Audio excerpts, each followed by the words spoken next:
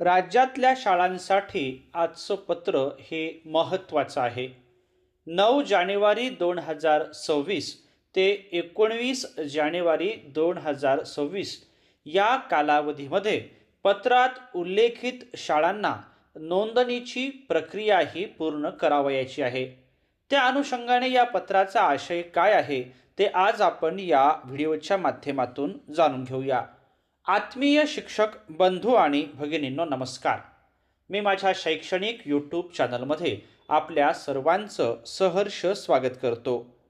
आज आपण महाराष्ट्र शासनाच्या प्राथमिक शिक्षण संचालनालयाचं एक पत्र जे शाळांच्या संदर्भात महत्त्वाचं आहे ते जाणून घेणार आहोत.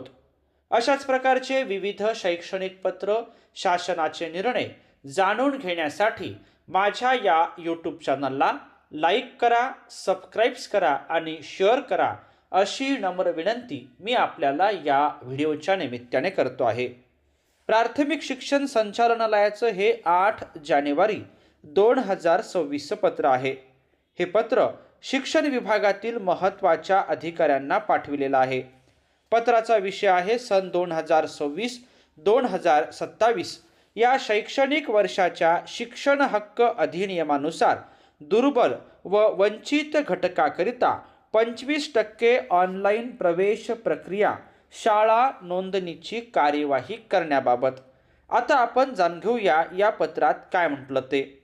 उपरोक्त विषयान्वये आपणास कळविण्यात येते की सन 2026-27 या शैक्षणिक वर्षासाठी RTE 25% प्रवेश प्रक्रिया सुरू करण्याच्या अनुषंगाने दिनांक 9/1/2026 पासून विना अनुदानित व स्वयंअर्थसहाय्यित शाळा नोंदणी आणि शाळा व्हेरिफिकेशनची लिंक सुरू करण्यात आली आहे.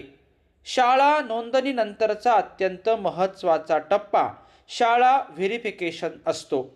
तरी या अनुषंगाने सर्व संबंधितांनी शाळा व्हेरिफिकेशन करताना बंद करण्यात आलेल्या शाळा, अल्पसंख्याक दर्जा प्राप्त शाळा, अनधिकृत शाळा तसेच स्थलांतरित झालेल्या शाळा RTE 25% प्रवेश सन 2026-27 मध्ये प्रविष्ट होणार नाहीत याची खबरदारी घेण्यात यावी.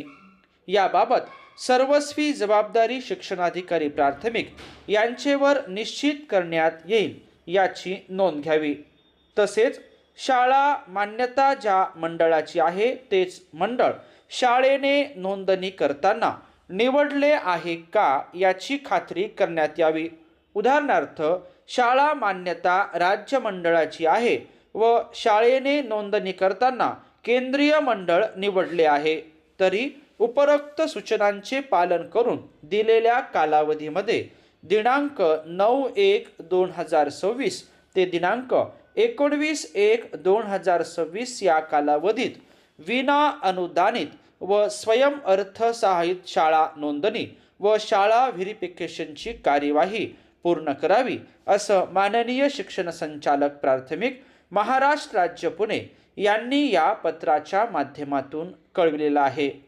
दिनांक 9 जानेवारी 2026 ते दिनांक 19 जानेवारी 2026 या कालावधीत विना अनुदानित व स्वयंअर्थसहाय्यित शाळा यांनी नोंदणी व शाळा व्हेरिफिकेशनची कार्यवाही पूर्ण करावयाची आहे.